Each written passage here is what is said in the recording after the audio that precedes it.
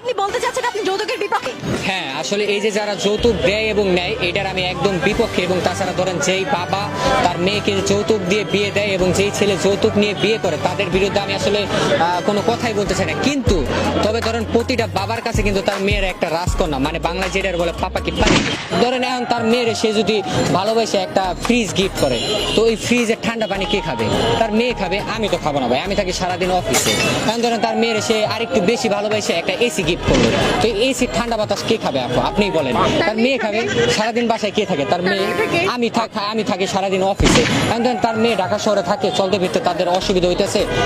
তার মেয়ের যদি জ্যানজনের এলাকায় যদি সে একটা ধরেন প্রাইভেট কার গিফট করে, তো এই প্রাইভেট কারে কে ঘুরবে? তার মেয়ে ঘুরবে। তার মেয়ে ঢাকা শহরে চিল করবে, অ্যাশ করবে, তাদের ব্যাপার।